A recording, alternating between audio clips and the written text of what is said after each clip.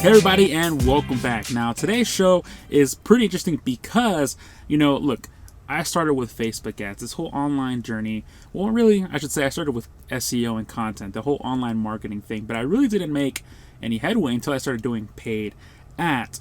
And the thing is that, we all want an engaged audience with our business, right? We want users to want to sign up for our offers. We want people to open up our emails. We want people to read them, to click through. Most importantly, we want people to buy, right? We want to continue that relationship, and we want people to be excited about it, right? We put all this time and energy and effort into building something to, attract the right type of audience. And yet when we do, we find that over time, our email open rates go down. People don't end up buying.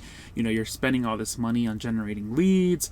And if you are generating leads, you're realizing that, the quality of the lead isn't all that great. Now, of course, this all depends on the kind of strategy that you're implementing. You might be, killing it. You're a rock star. High five. That's awesome. Good for you. Others, you're on that path. You're trying to figure it out, but it seems like no matter where you go, you kind of, take 3 steps forward, 2 steps back kind of thing, right?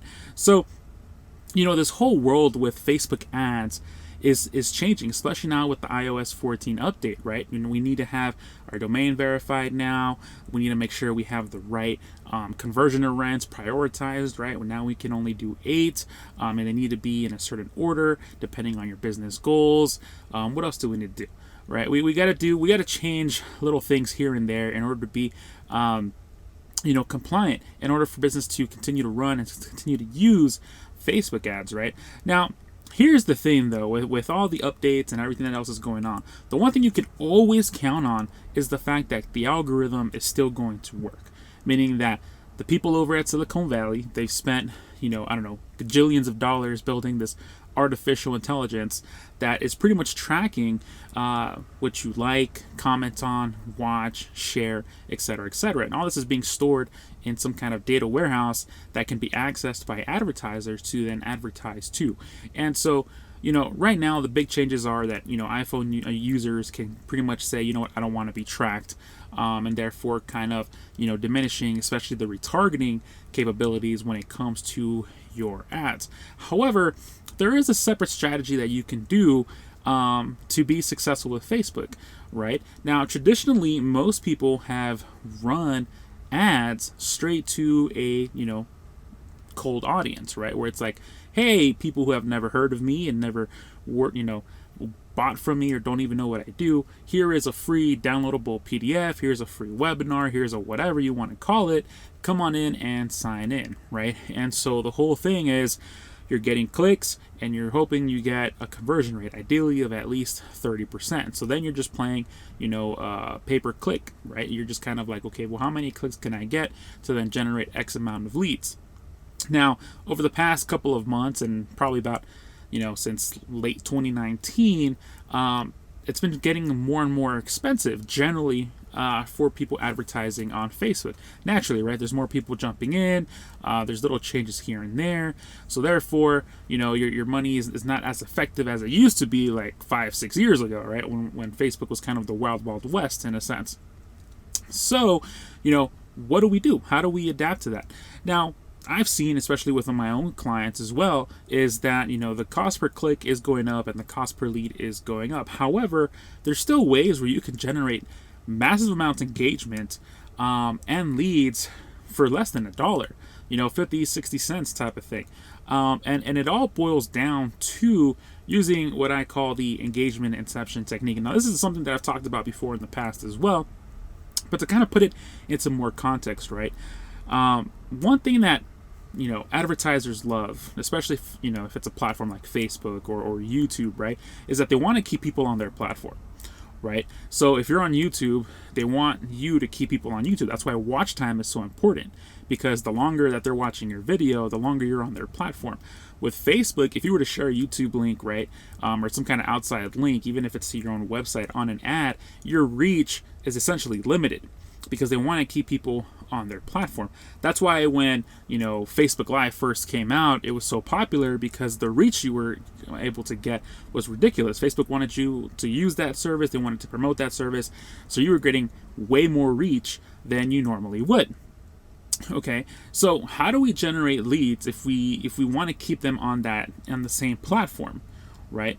Well, that's kind of where content comes into play. Now, look, I started with content and SEO and all that jazz. Okay, that's pretty much how I paid through school and all that. However, the results that we got were dismal, right? And then whenever we did get results, the algorithm would change, and then it was pretty much all for nothing, right? Because we were at the mercy of the algorithm changing. Now, the other thing is that we want to consider how Facebook wants people to stay on their platform, right? They want people to consume content. So now, rather than just relying on straight ads, which is kind of what I've been doing for the past 6 years, right? I've noticed a trend in which if you keep people on the platform and you kind of, think about how Facebook wants their users to react on the platform, you're going to be rewarded. So there's going to be like a hybrid version where you're going to have to create content, but then use, paid ads in order to amplify your reach and really get some awesome, high quality leads. Sorry. So what does that actually look like, right? Now, my favorite thing to do about when it comes with the engagement inception strategy is the fact that it relies on video. Okay, now why video? Well, first of all, people consume video a whole lot more than they do blogs or just regular content. Not only that, but Facebook promotes videos more than a regular piece of an image or just straight copy.